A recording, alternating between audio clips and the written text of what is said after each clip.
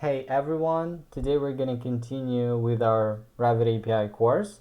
And before getting started, if you find the content useful, please like this video and subscribe to the channel. So today's topic is parameters. So we will primarily focus on working on getting parameters from elements and setting them back. In future lesson, we will dive deeper into parameters topics, how to get parameters like from the current document and stuff like this, but that's a little bit of another topic. So yeah, let's and actually I've created a new project. I recreated a solution actually, so you can create also a new one or just rename it. You can just rename it. The main idea is that I named that core Revit module, and the main reason being for this is that I want to store a lot of cool classes here, methods, so you can reuse them in your Revit development. So in future, when you will develop your own plugins, you can actually utilize all of the stuff that we will write, that we will code, so that it can be quite helpful. And also we will cover a little bit about transactions and generations. I will just talk about them because we will use one today. So yeah, what do we start with all the time is actually analyzing a Revit element. Actually, sorry for the background, but it's better for the eyes. So whenever you want to analyze something, you usually can use Revit Lookup. It's kind of a good thing to start with, and then you can go to documentation and also read up about something. So first of all, parameters. All elements have parameters. So if we go to snip current selection, for example, we selected this desk.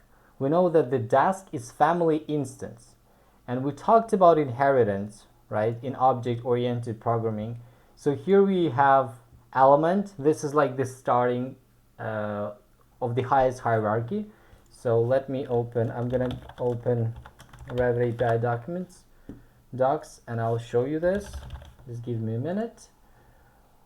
So here you can see that we have element. So now I'm in Revit API docs, and here I have element, and as we can see, a lot of stuff inherits from this. So if I go to the family instance class, we can see that family instance inherits from the instance, and that it inherits from element. Just to quickly recap it.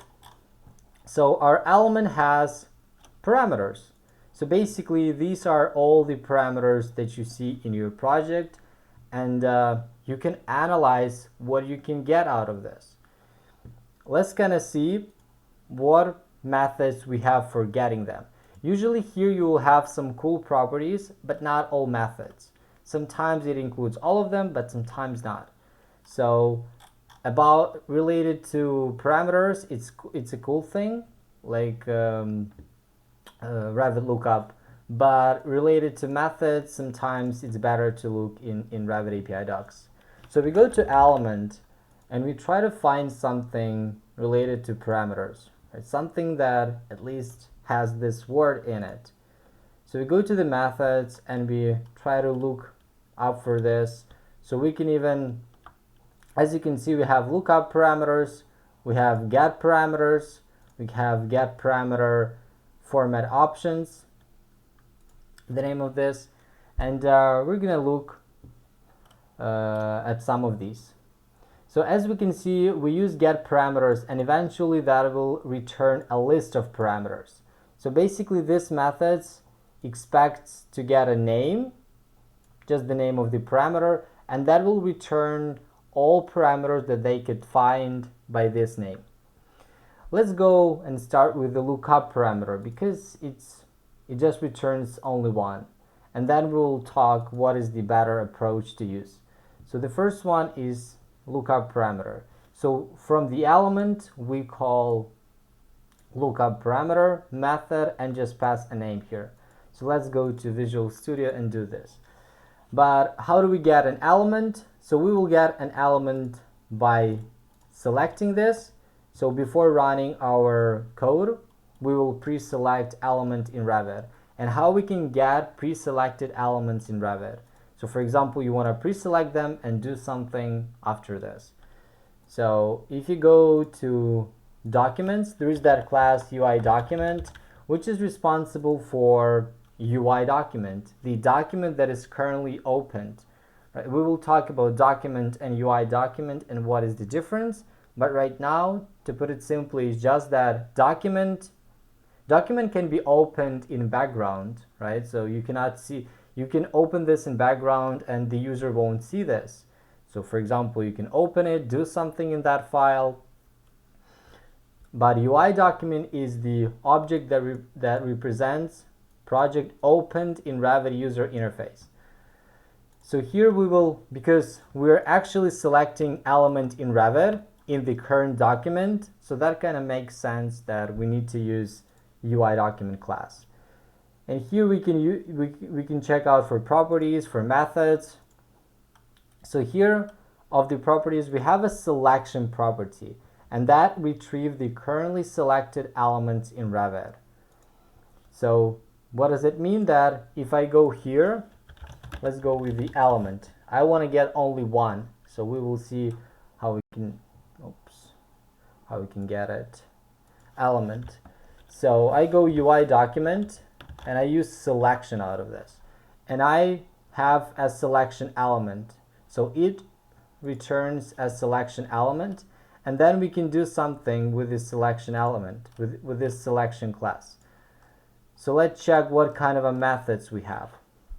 So we have pick objects. Actually, all these ones that start with pick, they prompt the user to select something in Revit user interface. So if you use these ones, that means that when you run your code, when you run your DLL, you will be prompted to select elements after the code was ran, right? So here, I want to do something different. I want to get pre-selected. So for this, we need to go with the get element IDs. So that returns the IDs of elements that are currently selected. So that will give me the elements that are currently selected. So we will get elements IDs, and we will have I collection of element ID. If you didn't take any course related to C# and you don't know what is the collection and stuff like this, you need to think of a lot of them as the list, if that is more familiar to you, if you worked with Dynamo.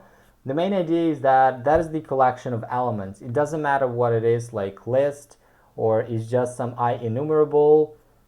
What it is like you have elements and you put them there and you have a collection of them. But it's better that you take a C# course that is just gonna walk you through the basics. So it returns the elements IDs.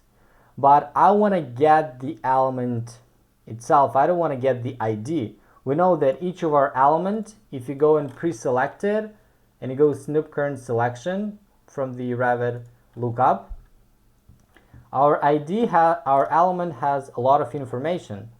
And here we have ID, but it's not an element, it's just ID, but we want to get an element. So how to get an element from ID? We have a document class, and we will talk about two different classes because you may be confused that you have two document classes. So we need to get this one, an object that represents an open Autodesk Revit project. And here this document has a method get element. Yeah, it's gonna be, so we're gonna look like this, get element. There we go.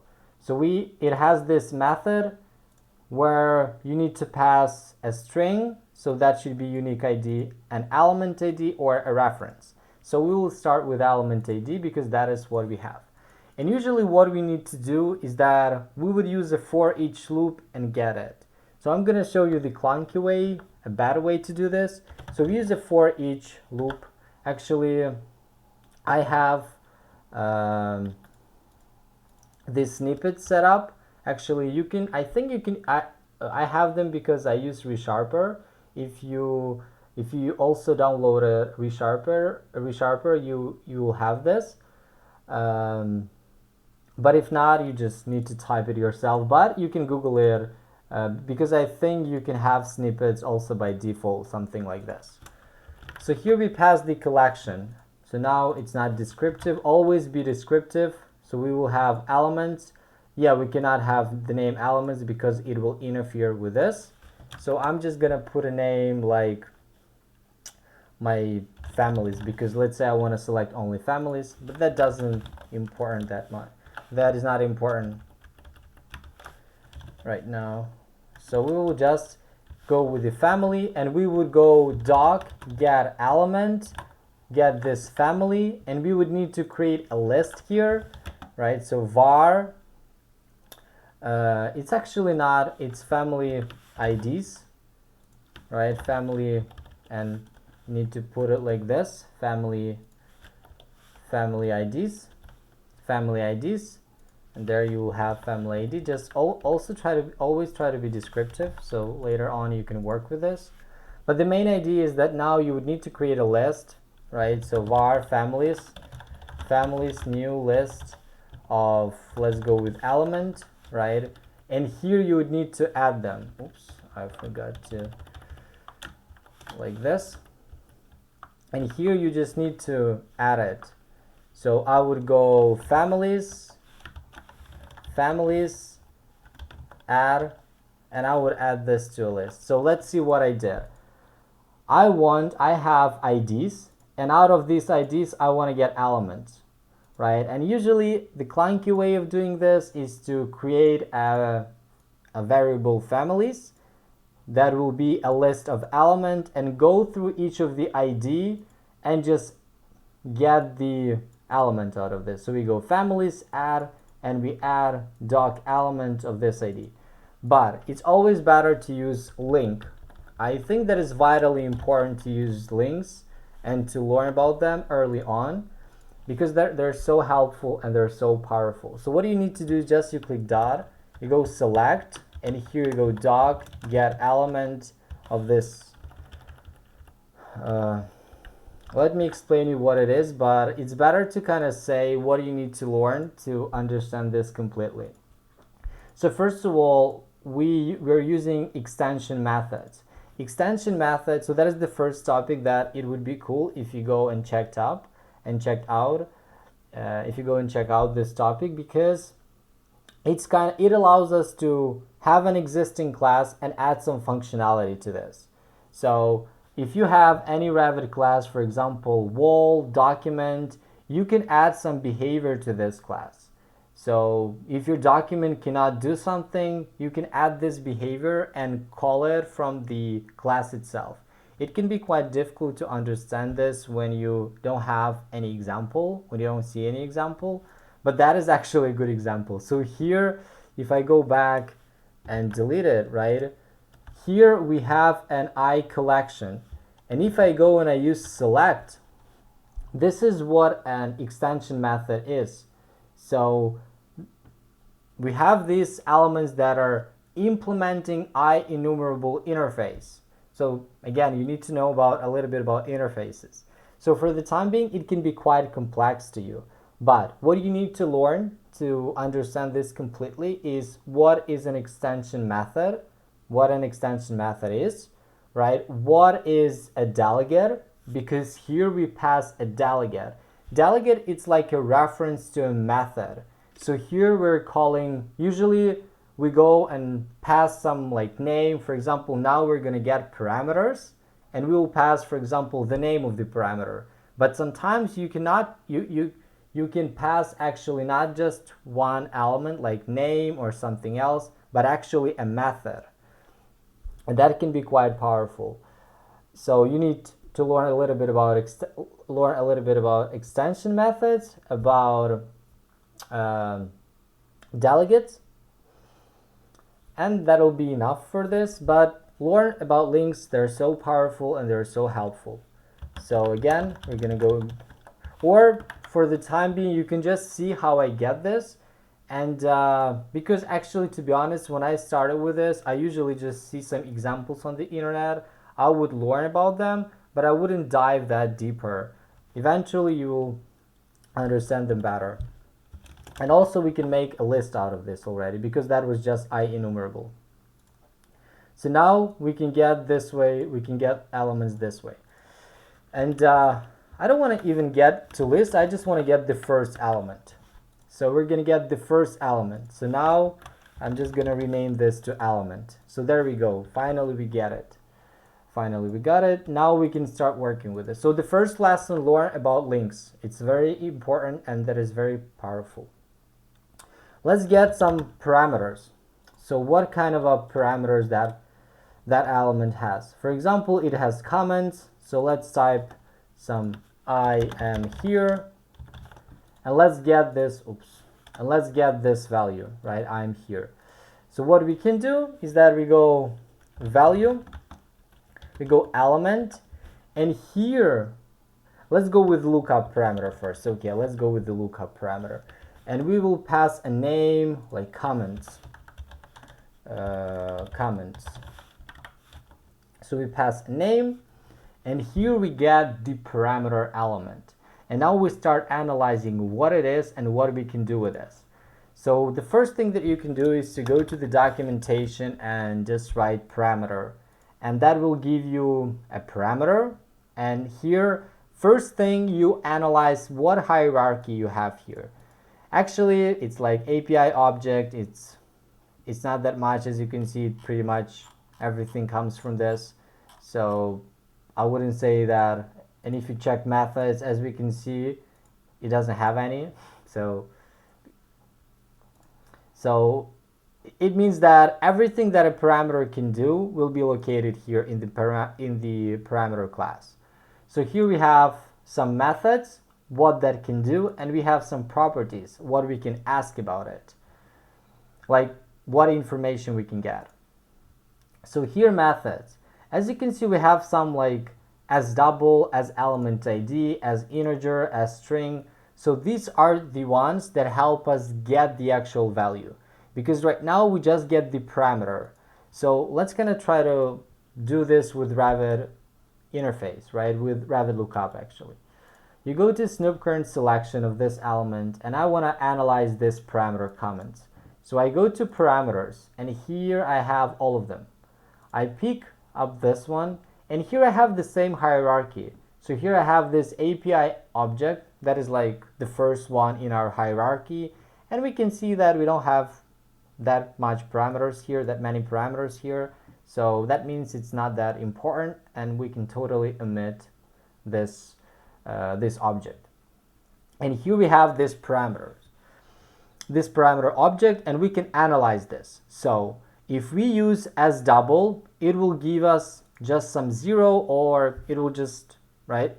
Here we can see what it will show us and what it will give us when we get it, right? So here we have this as string, and that will give us the actual value.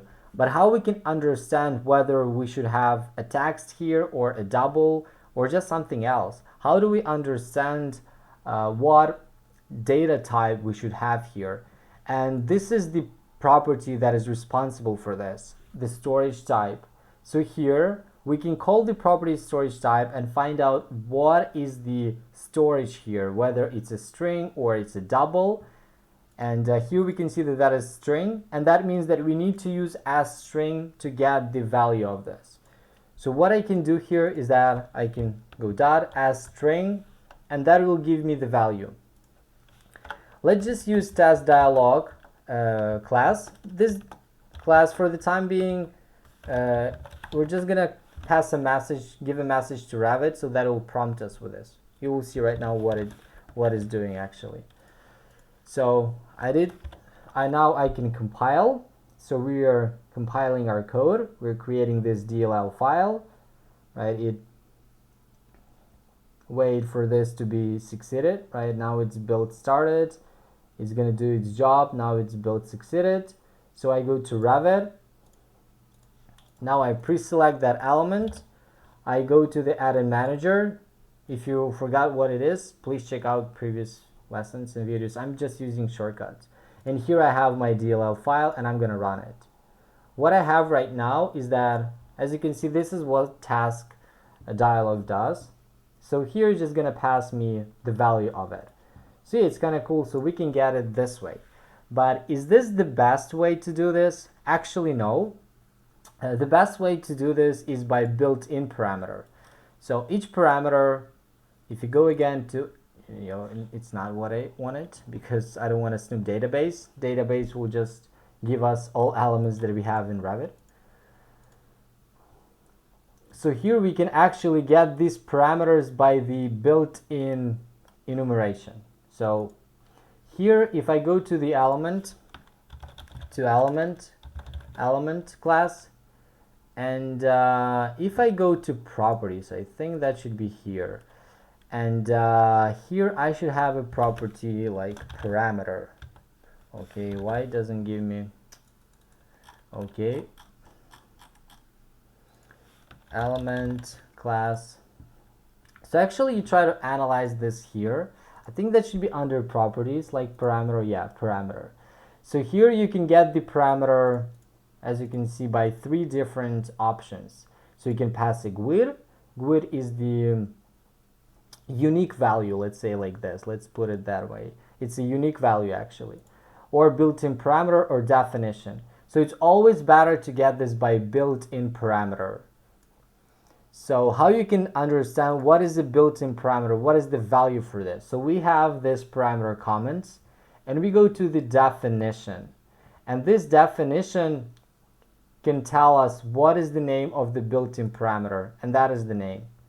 So what we can do instead, we can go here and go get. It can be a little bit confusing that here we have like a property, but actually here we're using like a method get parameter. It's not that complicated, but just be aware that it can be a little bit counterintuitive. So we just pass get parameter, and we go built-in parameter, and again let's check in Revit Lookup all model instance comments. All model instance comments. There we go. Again, we get the parameter element, so the parameter object, and we go as string, and that will give us the value. Usually if you have this long line, I prefer to go to the next one, so that'll be a little bit cleaner. So now if I go to Revit and I run this, it will also give me this value. So as you can see, we saw like 2 different ways of getting a parameter, and it's better to, if you're getting a built-in parameter, not the one that you've created, definitely use this option. It's way much better. It would be just better. But also we have some scenarios where we have like parameters with the same name. So in this way you could use parameters. So here we should have get parameters, as you can see, where you just need to pass a name, and that will give you a list of all parameters. I'm not going to show you this because it's kind of really easy. So here, if you pass, for example, mark, it will give you a list of all parameters like mark, right? And here you get this. And actually, again, the powerful thing about LINQ, if you need to select a value out of them, you go select and just pick a name. Actually, as you can see, it doesn't have a name parameter. You cannot get a name out of the parameter, but if you get the definition of this and that name, you can definitely get this. So again, let's do a quick recap, so to make sure that we are on the same page, so we understand everything better. So we have element, and each element has parameter, right? It has a lot of parameters, and whenever you like find yourself in a situation when you have no idea what is the built-in parameter for this, like what is the name for this built-in parameter enumeration, you simply go and analyze with Revit Lookup. So you go here, you pick up the parameter that you want to find out information about, and you go to definition. So as you can see, definition, it's more like definition, it's more like information about this portion, right? So we can actually divide this left portion and right portion. So actually definition will give us the information about not the value, but about the parameter itself. So we can say what is the name of this parameter, we can get what the group this parameter is under, like what is the parameter type. So for example, comments is a text parameter. So think of this, if you want to get information about the parameter, like this part that is on the left side, right, you just go to the definition, and here you can find out a lot of information, a lot of useful data that you can use, right? So here you can see what kind of a data you can use. But if you want to get the value that you set to these parameters, you simply go to the parameter object, and here under methods you can analyze what you have and what you will get if you actually for example, if I use as string, I will get I'm here. So this is your analysis process, how you analyze elements and how you kind of go about it. Yeah, now let's kind of learn a bit about how we can get parameters, set parameters. So here I've got the element. Now I don't want to get them, I just have the element, and I want to set some parameter. Actually, I should have saved that. Okay, but okay, it doesn't matter. So now I'm gonna introduce you to using statement, and again I'm using repeating. I'm using transactions. So now let's kind of talk about transactions first. What is a transaction? Whenever you change something in your Revit model, you have this here. So for example, when I move that element, for example, I'm going to move this here. If I go to the transaction, we see the action drag, and if I click on this, that will move that element back. So transaction, you should have a transaction once there is a change in your Revit document. Changing the parameter, whatever refers to changing something in your document, should be under transaction. So you should put this into transaction. It's vitally important. So whether it's changing of parameters or something else, or moving an element, just something that requires changes in your model, that should be put under transactions. So here, with using keyword, we're doing something like this. We put transaction, we go like new, because it's a new element, we need to pass a document and set values. Again, I'm going to go a little bit slower and explain, but now I just go like this. Transaction, transaction commit. Let's think about what I do here. So first of all, the word using. Again, what you need to learn to understand this is that and how you go about like understanding with stuff that you have no idea about. So first of all, you need to Google about using statement. So this is what I did. And the first part, usually you would go to the Docs Microsoft, because it's a documentation, and that is the best resource to learn about C#. And here you start understanding what it does and what is the point of this. So here it goes, like, provides a convenient syntax that ensures the correct use of idisposable objects. And you don't have, like, you have no idea about what is an idisposable object is. So you need to understand what it is. So they kind of created a hyperlink for this, so you can go and check it out. So now, before even understanding using, you need to understand what is an idisposable object is. Again, I will give you a really simple explanation for this, but I just want to show you the process of how you understand things if you really want to know the ins and outs of this. And that is vitally important, and that is an indispensable part of becoming a great developer. So here I've opened Idisposable interface. And actually, to understand this completely, you need to understand what is an interface is. We will use interfaces. I'll actually show you a lot of like advanced techniques, but go on YouTube. There are tons of videos about interfaces. Just give you an idea about them. I'm not saying that you should understand them completely, but at least an idea of what they are. But the main purpose of them is to provide a mechanism for releasing unmanaged resources. And again, you have no idea what is an unmanaged resource and what is managed resource. And that is what you do as your second part, as your third part on your way of research. So now you need to understand what is the managed versus unmanaged resource. Your main goal is to learn how to Google. You need to understand how to find information because you'll find a lot of parts that you don't know. So you need to understand how to find that information, how to surf the net and find what you need. So I just typed something like unmanaged resources versus managed.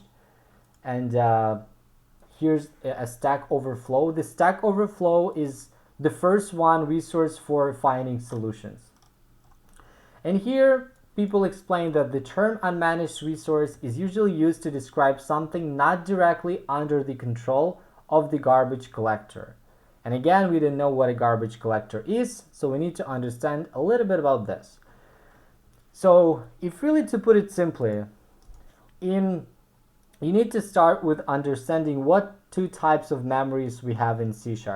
So on your way of coding, you're storing variables, right? So here you have a variable, here you have a variable, and that should be put to some memory, right? So we should store that somewhere. So here I usually create presentations for this so I can understand this better. So, and these two types of memories called stack and heap. So what you really need to understand is that you have stack and heap memories, and each of them is responsible for something. So for the time being, just understand that stack, so here, even when I have like using keyword, so here I've actually explained that to myself, create some presentations, ask some questions that can be quite helpful. But you have stack and heap, and stack and heap is actually stack is for value types, right? What is a value type? Again, you need to think value types is just like your number, some primitive types, you know, number, integer, double, all of this kind of stuff. Reference types, it's like classes. Usually in Revit API, we deal with reference types, right? Classes and all of these things. So for the time being, think of this, that there are two memories. One that is responsible for value types, which is some simple types, some primitive types, like integers, like double, floats, and so on. But also this memory is responsible for the sequence of your methods that are called when you're running your code. So also keep that in mind, but check it out definitely. And heap is responsible for more data. So stack doesn't have that much of a space, so you cannot contain a lot of elements there. So the main idea is that stack is a small part, right? It doesn't contain that much of a memory, right? So this is the reason why we kind of have so this is the reason why we don't have that much of a space. So this is for something small. Reference types is stored in stack, in heap, and heap is for large amount of stuff, right? Like classes, something that takes up a lot of memory, and this is vitally important to understand. So that you have two types of memories, and once you understand that you have value types, you have reference types, right? Value types is stored under stack. So this is something really, even here, I've actually asked some questions. For example, are stack and heap just memory? Yes. Is stack for a small amount of memory? Yes. Is it only used for value types? No, it's also used for organizing logic of your program. So ask some questions like this. So again, to put it simply, stack is for value types. So this is where we store like numbers and all of this stuff. But heap is for reference types. And it has a lot of space actually, right? It can contain a lot of stuff. And the next main question is that, but when are we releasing that memory, right? When we get rid of this, because if you don't do this, right, you won't have that much of a space. And here with this brackets, right, this is our scope. So this way we're defining a scope. And value types, something like integers and all of this primitive stuff, once you go out of this scope, so for example, if I put here some variable of integer and I go here, it will be released from the memory. As simple as that.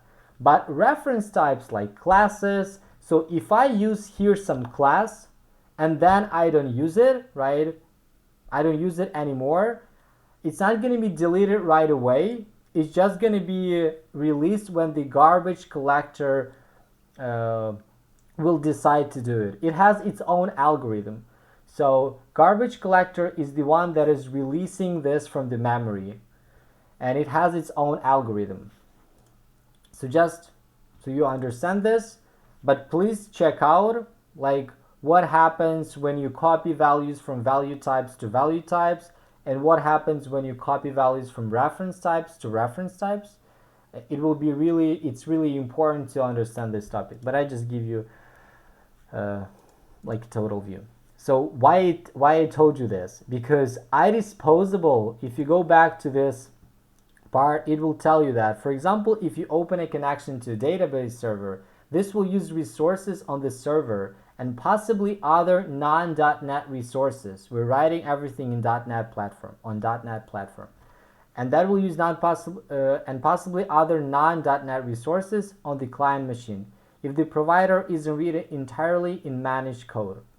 So this is why for something like a database connection, it's recommended you write your code like this. So basically we're just telling that we want to release that transaction later on. You know, we don't want that to keep in our memory, so we will tell garbage collector about it. So again, let's do this. And we have transaction start and commit. This is what we do here. When we moved, we create a transaction, when that starts and when that ends. You can go to Revit API, go to the transaction class, and analyze this. So for example here, transactions are context-like objects that guard any changes made to a Revit model. And here we have a constructor, right? Here we've created this element by the constructor. And here we have methods. Commit, this is to end. Here is going to end. Commit all changes made to the model. And start will actually start, as you can see. Here we have two overloads, meaning that we have two methods of how we can call this. So here I could pass just the document, but I also pass like the name of this. So let's go element get parameter, and here I'm going to go with a built-in parameter instance. Gosh, already, how do we instance comment some all model instance comments. I'm gonna go to the new row, and I'm gonna go set. And here I have I can go with the s string, so getting the value, but I can also set. And now I just pass here new value. So this way we're gonna just pass a new value. So if I just compile this, let's wait for a minute because my computer is lagging a bit. So now I'm gonna select this element. As you can see, now we have some value like this, but now I'm gonna go here, I'm gonna run it, and now it's gonna have new value. And if you go to transactions, we're gonna have the transactions of the name that we had in our code. So set values. So what we understood today, you need to learn about links. They're vitally important for managing your data. So you got something from Revit and you got like IDs, and you like, I need to get elements, but then you need to go like, from these elements I need to select only the ones that equal to something, or which parameter is greater than that, or elements that have something. So LINQ is a very powerful thing for you to sort your elements, get what you need, and manage all of this list the way you need it to. Really, it's vitally important to know this. So that is the first topic that you need to cover to understand everything. The second topic, of course, like what we've covered with parameters, it's not that difficult. You can get all of them. You can use lookup. Lookup is going to get you the first that it will find. Keep that in mind. So if you have two of them, two of the parameters of the same name, it will get the first that it finds. Be careful with this. If you have an built-in parameter, it's always better. It's always better to use this that way, by get parameter and by putting the built-in parameter. So also the topic, actually using, if you really want, you can go further and check out about this. At least know that it's just that transaction is something not that .NET is familiar with this element. And that implements this Idisposable interface that we kind of tell the garbage collector that should be released. But if you don't want to go really into this, you're always going to be using like this syntax for opening your transactions. So for the time being, it can be important to go and check this out, but that is the syntax. So we are using, put a transaction, here we start, here we end, and between this we put what we want to do. So it's also kind of important. Also about these transactions in regeneration. So here I've put some text. You can stop and read about this. And actually, I think that even now we cannot put the transactions mode to read only. Yeah, we can actually, yeah. But actually, usually you would use manual. Manual means that we need to use these transactions. So if you didn't put that manual here, you cannot use transactions. So if transaction is set to read only, the command cannot have any transactions and cannot call any methods that modify a document. It's really not that common. So usually you would go like this: your transactions mode to manual and your regeneration to manual. With regeneration, it's all about getting some information once you've made some changes to Revit model. So for example, you change some parameters, so you change the values of parameters and you want to get them. We will cover all of these things later on because we're going to build a lot of things. So on our way, we will go back, cover something that we haven't talked about. So yeah, it can be quite helpful. So what else we can do here? Also, we have this one is an enumeration, right? Built-in parameter is enumeration. So if I go to Revit API, like built-in parameter, that is an enumeration. And here we have all these members. So basically, like all parameters or categories. Let's even go with the category, built-in category, right? Here we have all these category. So here we have tons of them, right? And I actually showed you how we can get them, but I also wanted to show you another way of getting something by ID. So sometimes what happens, I'm going to comment this out because it's not kind of related to this topic, but I think it's quite important to understand. So here, what we can do is that we can get all this built in. So I can go built in. Let's get a wall built-in category and get the idea of this. Built-in category ID. For example, like this, you can put another name, and we're going to create a new element ID, and I'm going to explain why I did this. And we can go with the built-in category, and for example, let's go with OST walls. So sometimes you have an ID of the category, and you want to get a built-in category out of this. So how you can do this? Built-in category. I just want to show you this technique. So your enumeration, right? So basically you have some enum of the name built-in category. And here we have all of this built-in category. So we can get enum, get values of this built-in category, but we need to get the type of this. So you go type of, built-in category, built-in category. and that will give you an array. Also think of this as the list. But actually on the array, as you can see, we cannot use select, right? So what you need to do here is that you go of type and you turn this into built-in category. So now you have IEnumerable, and this will allow you to select. And here we can convert our category to integers. I will show you what I have right now. Actually, let's not do this. I just want to show you. So now we'll create this window, new user window, and we're gonna put this built-in category. Now it's not descriptive because we have categories, but for the time being, it's okay. Show dialog. So why I'm showing you this? Because that can be quite helpful in terms of understanding how enumerations work and how you can get values out of them. So now we're not working with this that much, so we go and run it. And that will give you a list of all these built-in categories, right? And what else you can do is that here you can, out of this, you can select an integer, right? So you can go integer of this x. Again, check out about links. I'm just showing you some cool tricks, things that you can do. So now I can select this way an integer. So here we're casting this element. And now if I run, I get all the IDs.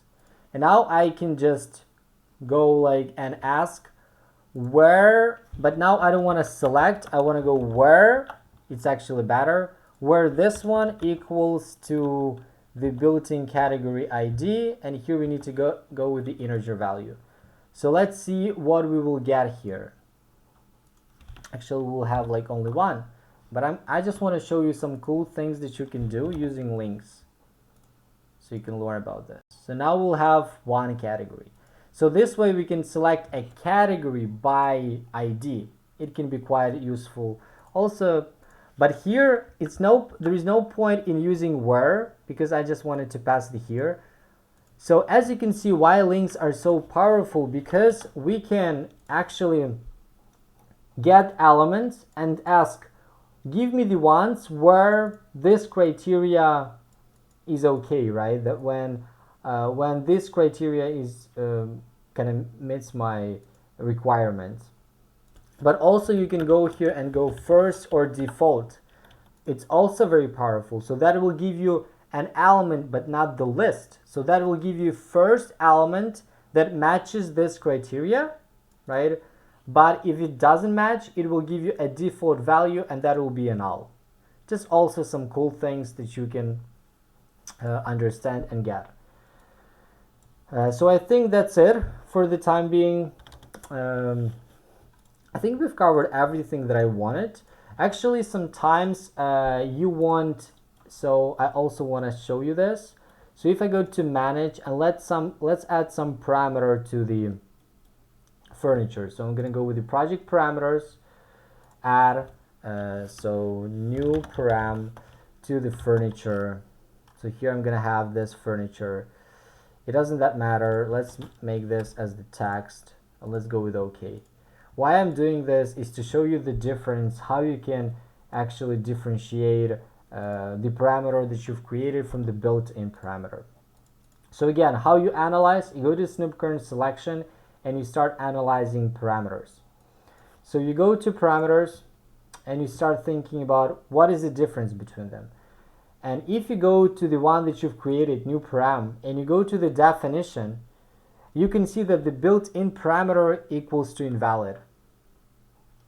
And if you go, for example, to comment and go to the definition, it actually has a built-in parameter.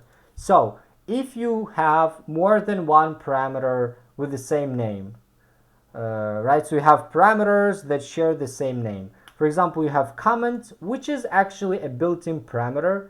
But let's say that some of the people kind of got the share parameter file or just created in your model the same parameter with the same name, also comments. And from them, you need to select only the one that is built in. So you get the parameter, and then you need to check its definition, and then you can check whether its built-in parameter equals to invalid. as you can see, the built-in parameter has actually some value, but if you get like the one that you've just created, you will get invalid. So this is how you can sort whether it's a built-in parameter or not. So yeah, I think now it's enough. We've covered a lot of topics. So play around with this, play around with parameters, cover some topics related to C#. Yeah, thank you for watching this video. I hope this was kind of useful, but kind of lengthy. So if you like the content, please like this video and subscribe to the channel, and see you in the next one.